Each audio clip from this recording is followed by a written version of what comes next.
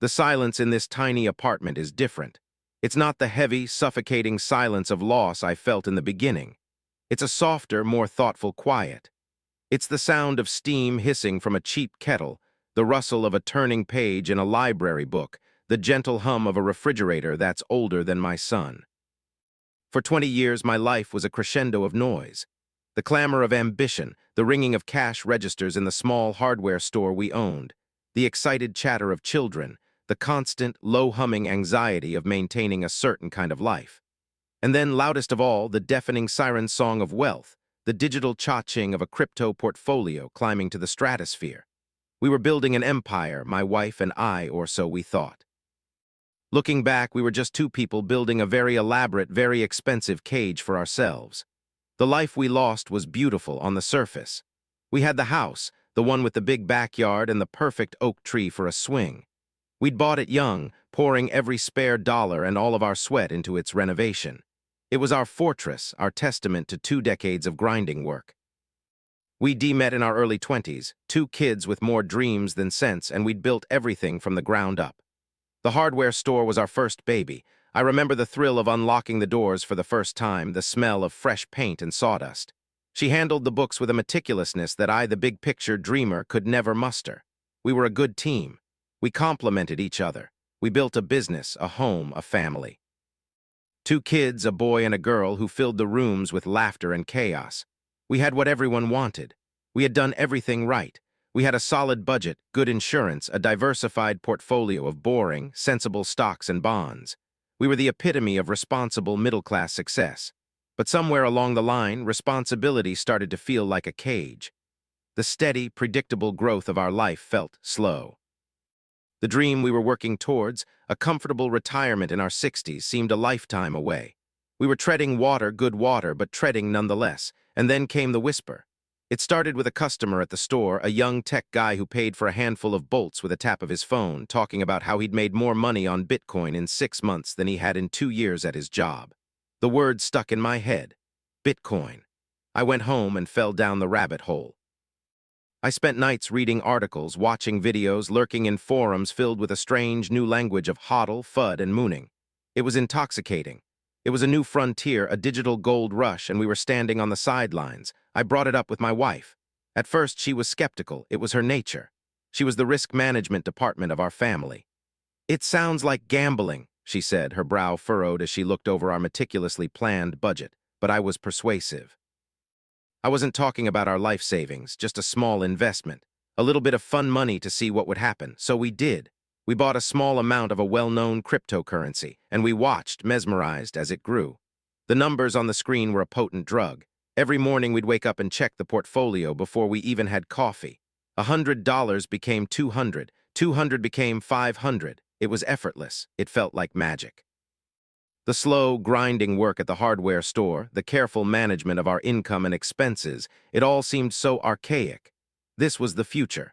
This was passive income on steroids. Our conversations began to change. We used to talk about the kids' school, the store's inventory, what to have for dinner. Now we talked about market caps, white papers, and the potential of different blockchain startups. We were a team again, but the project wasn't our life or our family. It was this shared obsession. The initial small investment grew, and we poured more in. We sold some of our boring stocks, the ones that grew at a snail's pace of 8% a year, and fed the hungry, fast-moving crypto machine. Our friends thought we were a little crazy, but when we'd hint at the kind of returns we were seeing, their skepticism would morph into a quiet envy. We were the smart ones, the ones who had gotten in early. We were on the cusp of something huge, financial freedom. The dream of retiring in our 60s was replaced by a new, much more exciting dream of retiring in our 40s. We planned the trips we would take, the boat we would buy. We weren't just going to be comfortable, we were going to be rich. The wealth wasn't real, not yet. It was just a number on a screen, a flickering digital promise, but we started living as if it were. We bought a new, more expensive car on credit. We took a lavish vacation we couldn't really afford, telling ourselves our investments would cover it tenfold. We were living in the future, spending money that didn't exist outside of a server in some unknown country. The hardware store, the business that had been the bedrock of our lives, started to feel like a burden. It was an anchor, holding us to a reality we were desperate to escape. The daily grind of managing employees and dealing with customers was a distraction from the real business of watching the charts. The cracks in our marriage were already there, I see that now. They were fine hairline fractures, easily ignored. We weren't talking anymore, not really. We were strategizing. We weren't connecting as husband and wife. We were co-CEOs of our crypto portfolio. Our intimacy became transactional, a brief respite from the screen, or a celebration after a particularly good day in the market. We were running in the same direction, but we were no longer holding hands. The fatal decision, when it came, felt like the most logical thing in the world. We were at the peak of a bull run. Everything was green. Pundits on TV and influencers on social media were predicting a future where a single Bitcoin would be worth millions. To not go all in felt like a failure of nerve. It was my idea, but she agreed. Her caution had been eroded by months of spectacular gains. We both convinced ourselves that this was a once-in-a-generation opportunity. The biggest risk, we reasoned, was not taking the risk at all. So we went to the bank, the same bank that held the mortgage we had been diligently paying down for nearly 20 years. We sat across from a loan officer and, with smiles on our faces, signed the papers for a home equity line of credit. We leveraged our fortress. We took the physical embodiment of our life's work, all that sweat and sacrifice, and we turned it into digital tokens. We pushed every last chip onto the table. I remember the feeling as I transferred the funds from our bank account to the crypto exchange. It was a terrifying, exhilarating thrill. It was the ultimate bet, not just on a technology, but on ourselves, on our ability to see the future more clearly than anyone else. For a few weeks, we were gods. The market continued to climb. The number on our screen became obscene. It was more than my father had made in his entire lifetime of backbreaking work. We had done it. We had cracked the code. We were free. We walked around in a daze of disbelief and arrogance. We were geniuses. We started looking at real estate in other countries, planning our escape from the mundane world of work and responsibility. My wife quit her job managing the books at the store. I started training a manager to take over my duties. We were just weeks away from selling the business and starting our new life. Then came the first tremor. It wasn't a crash, just a dip. A sudden, sharp drop that erased a month's worth of gains in a single afternoon. The crypto forums were a mix of panic and bravado. "Buy the dip," some shouted. "Diamond hands," others proclaimed. My wife and I looked at each other, a flicker of our old caution returning. "It's just market volatility," I said, my voice a little too loud, a little too certain. "A healthy correction before the next leg up." She nodded, but she didn't look convinced. She looked scared. And for the first time in a long time, so was I. We were standing at the very peak of the roller coaster, looking down a sheer drop, telling ourselves it was just part of the ride. We had no idea that the tracks had been removed, and we were about to fly off into the abyss. The fall, when it came, was faster and more brutal than I could have ever imagined. It wasn't a dip, it was a liquidation. The news broke about a massive, systemic fraud in one of the largest exchanges, a domino that toppled the entire ecosystem. The project we had invested most heavily in, a promising startup that was supposed to revolutionize the financial industry, was exposed as a complete sham. The founders vanished, taking billions in investors' money with them. Our portfolio, our beautiful multi-million-dollar tower of dreams, evaporated in less than 48 hours. I watched it happen in real time on my computer screen, unable to move, unable to breathe. The numbers bled red, falling so fast the screen could barely keep up. A year of gains vanished in an hour. Our entire life savings vanished by lunchtime. By nightfall, we were in the negative, the value of our remaining digital dust worth less than the credit we'd taken out against our home. The silence in the house that night was a living entity. It was thick and suffocating. My wife sat at the kitchen table, staring at the wall. She wasn't crying. She was unnervingly still, her face a pale, emotionless mask. I tried to speak, to offer some empty platitude, but the words caught in my throat. What could I say? I had been the captain of this ship, and I had steered us directly into an iceberg. The phone started ringing the next day. It was the bank. The friendly loan officer's voice was now cold and professional. They wanted to know our plan for repayment. Plan. We didn't have a plan. Our plan was to be on a beach in Portugal, sipping wine. Our plan was to never have to make a plan again. The debt was a crushing, unmovable mountain. We owed hundreds of thousands of dollars on a house that was no longer truly ours. The life we had built was a mirage, and the desert winds had blown it away. We had to sell the store. The business we had nurtured from a seed, the source of our pride and our livelihood, was sold for a fraction of its worth to cover a small portion of the debt. It was like selling a child. The day we handed over the keys, a part of me died, but the worst was yet to come. The financial strain was immense, but it was the weight of our shared failure that truly broke us. Every conversation was laced with blame, every silence filled with unspoken accusations. I blamed her for abandoning her cautious nature and getting swept up with me. She blamed me for pushing her into it, for being the architect of our ruin. We were no longer partners. We were adversaries, trapped in the wreckage of our life, fighting over who was at fault.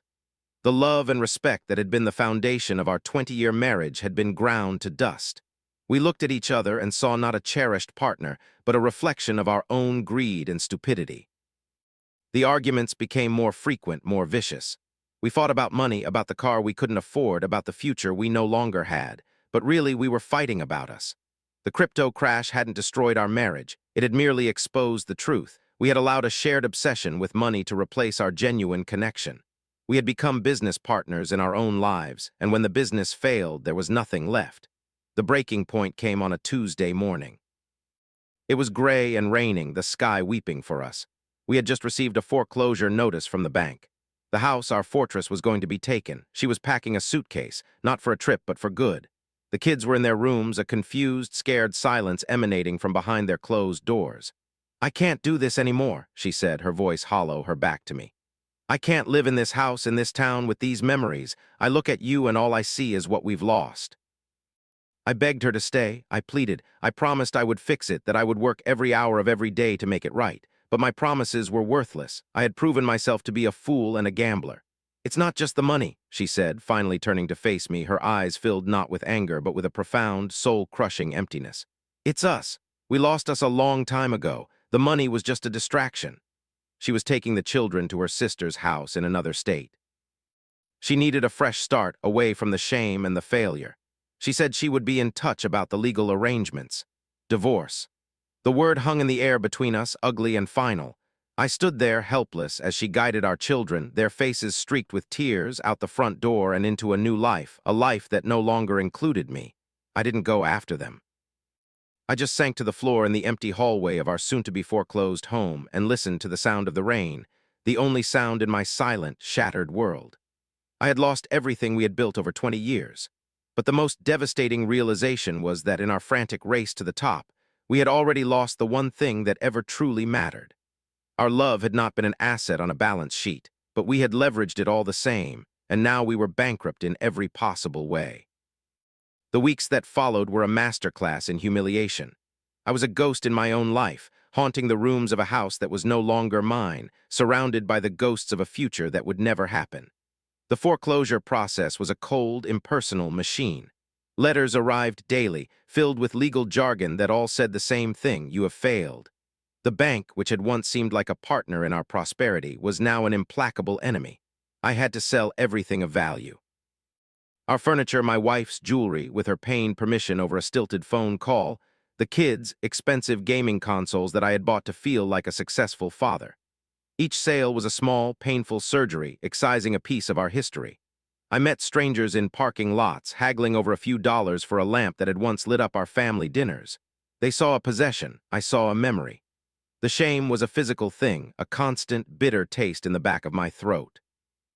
I avoided eye contact with my neighbors, the same people we used to host for backyard barbecues.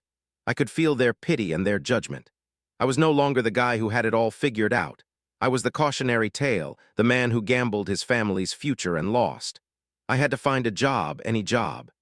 My reputation as a prudent small business owner was gone, replaced by the reality of my spectacular financial implosion. I ended up taking a job at a large home improvement superstore, a bitter irony that was not lost on me. I went from owning my own hardware store to being an anonymous employee in a bright orange apron, stocking shelves and mixing paint for a little over minimum wage. My coworkers were mostly kids, half my age, saving up for college or a car. They were at the beginning of their lives, and I felt like I was at the end of mine. But the physical labor was a strange blessing. It was exhausting, mindless work. For 8 hours a day, I didn't have to think.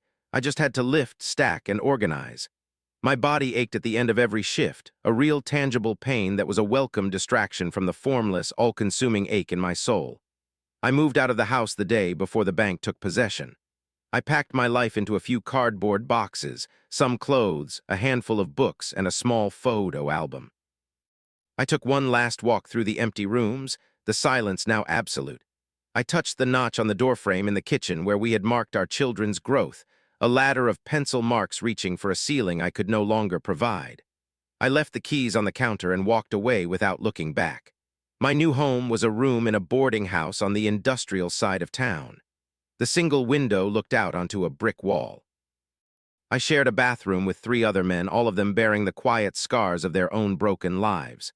The room smelled of stale cigarette smoke and quiet desperation. It was the bottom. There was no further to fall. The only communication I had with my wife was through brief, functional text messages about the divorce proceedings. Her texts were cold, efficient, stripped of all emotion. She had a lawyer. I couldn't afford one.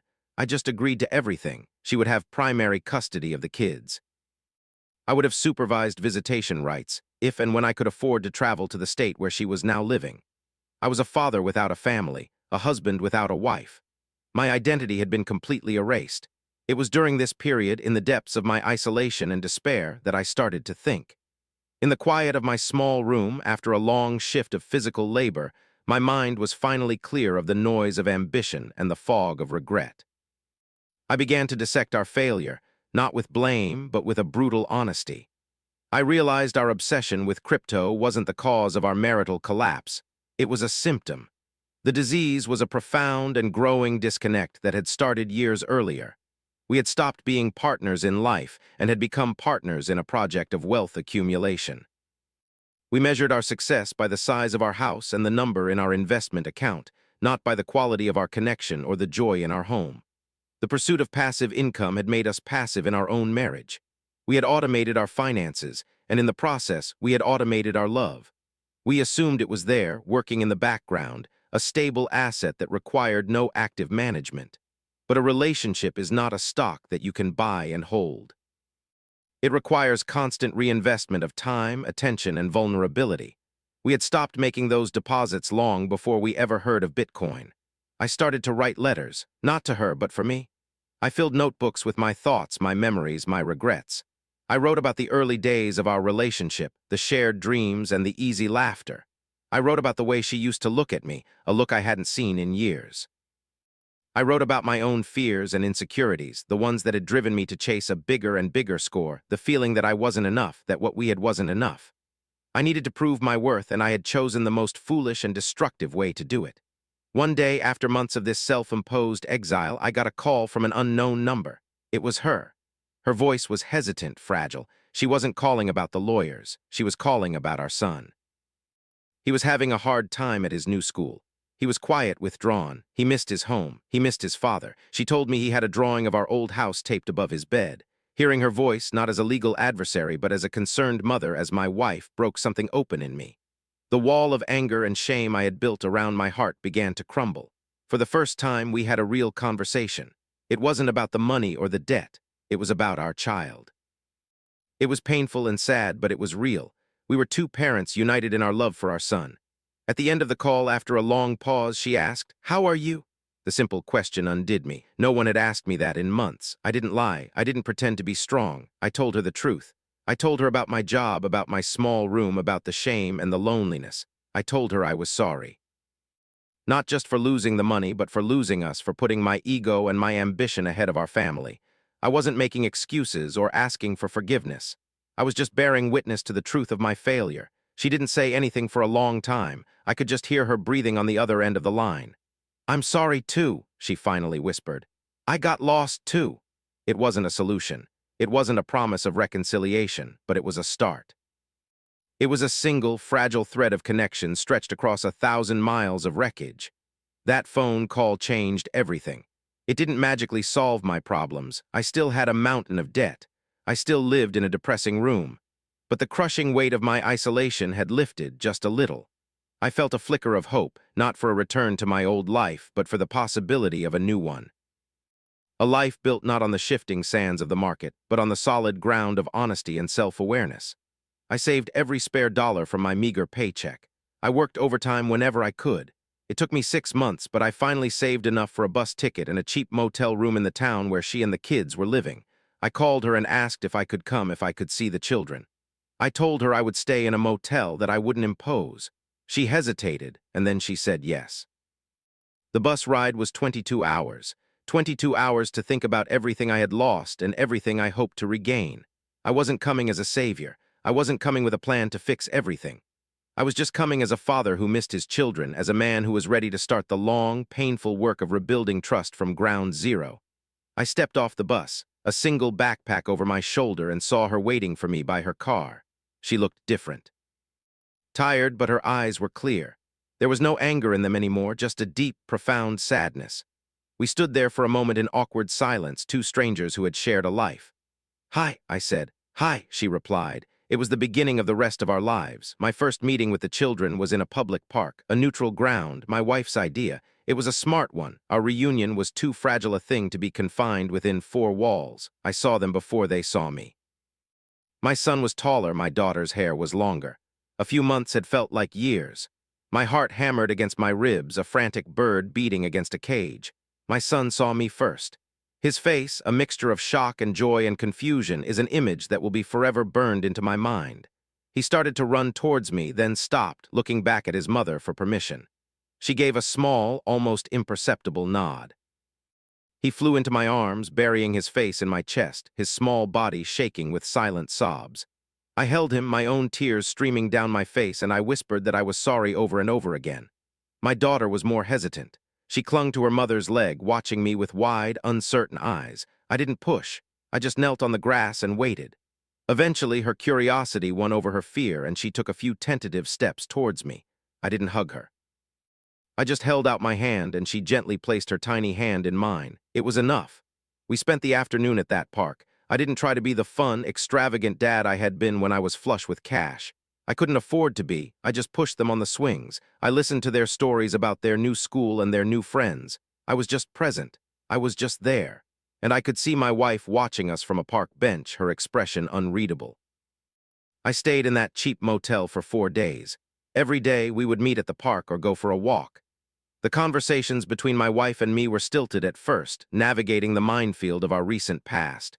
We didn't talk about the money. We talked about the kids. We talked about her sister. We talked about my job at the hardware superstore. We talked about small, ordinary things. It was in these small conversations that we began to find each other again. We weren't the same people who had bet their lives on a digital dream. We were two broken people, humbled by failure, cautiously trying to see if any of the old foundation remained. On my last night, she invited me to have dinner with them at her sister's house. It was a simple meal, spaghetti and meatballs. Her sister was polite but distant, her protective stance obvious. The kids were happy to have me there, their easy chatter filling the awkward silences. After the children were in bed, my wife and I sat on the back porch. The air was cool and smelled of freshly cut grass. For a long time, we just sat in silence, listening to the sound of crickets. "I don't hate you," she said, her voice soft. "I did for a while, but now I just feel sad." "I know," I said. "I destroyed everything." "No," she corrected me gently. "We did. I let it happen. I wanted it just as much as you did. I was just as greedy. I was just as blind." It was the first time she had taken any of the blame. It wasn't an absolution, but it was a recognition of a shared failure. It was a profound gift. "What now?" I asked, the question hanging in the dark air between us. "I don't know," she confessed. "I'm just trying to get through each day. The kids need stability. I need stability."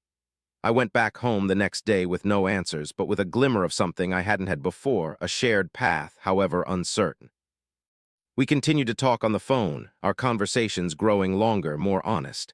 I kept working my job, saving my money, sending what I could to support the kids. I found a slightly better apartment, one that didn't smell of despair. I started to rebuild my life, not for her, but for me.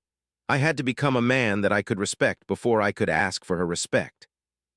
I started reading books on finance, not the get-rich-quick kind, but books about sensible investing, about building slow, sustainable wealth. I was re-educating myself, unlearning the dangerous lessons of the bull market. I was learning the difference between investing and gambling. 6 months later, I made another trip to see them. This time, I stayed for a week. This time, I stayed in the guest room at her sister's house. Things were easier, more comfortable. We fell into a new rhythm, a new kind of family dynamic. One night after a long day of playing with the kids at a local lake, she asked me about the letters I had mentioned once on the phone, the ones I had written when I was at my lowest. Hesitantly, I let her read them. I sat on the porch while she sat in the kitchen, reading notebook after notebook. It was the most vulnerable I have ever been. I had laid my soul bare in those pages, all my fears, my shame, my arrogance, my love. She came out onto the porch hours later, her eyes red from crying. She didn't say anything. She just came over to my chair, knelt, and took my hand. In that moment, I knew that we were going to be okay. Not that it would be easy, but that our marriage, the real one, the one buried under all the nonsense, was still there. It wasn't a fiery, passionate reunion like in the movies. It was a quiet, deliberate decision, a choice to try again, a choice to rebuild. She and the kids moved back a few months later. We couldn't afford a house, not yet. We rented a small two-bedroom apartment, a fraction of the size of our old home. The kids had to share a room. We had to create a budget and stick to it religiously. It was humbling. It was difficult. But we were together. I left the job at the superstore, and using my old connections and a newfound sense of humility, I found a job as a manager at a small, independent lumber yard. The pay was decent. The work was honest. My wife, rediscovering her own skills, became a freelance bookkeeper, working from a small desk in the corner of our living room. We were a team again, but this time we were building something real. Our conversations were no longer about the market. We talked about our days, about the kids' struggles and triumphs, about our own fears and our dreams, our new, smaller, more attainable dreams. We found joy in simple things, a family movie night with homemade popcorn, a walk in the woods, a picnic by the river. We had lost our fortune, but we had found our connection. The debt from our crypto adventure still hangs over us. It's a long shadow, a financial scar that will take us years, maybe decades, to fully heal. We will likely never have the kind of wealth we once had on a screen. We will never have the giant house or the fancy cars, and I am profoundly grateful for that. The crypto crash didn't save our marriage by giving us a second chance at wealth. It saved our marriage by taking wealth out of the equation entirely. It forced us to strip our lives down to the studs and see what was really there. And what we found, buried beneath the wreckage of our ambition, was a love that was stronger and more resilient than we had ever imagined. We learned that true wealth isn't a number in an account. It's the richness of your connection to the people you love. It's the immeasurable value of a shared history, a shared struggle, and a shared commitment to a future, no matter how uncertain. Our life isn't perfect. We still argue. We still worry about money. But our foundation is no longer built on the volatile promise of a digital asset. It's built on something much more real: forgiveness, honesty, and a quiet appreciation for the simple, beautiful, and sometimes difficult business of living a life together. Thanks for staying until the end. Let me ask you, when was the last time life surprised you in a way you never saw coming? Share your experience in the comments, and don't forget to subscribe for more.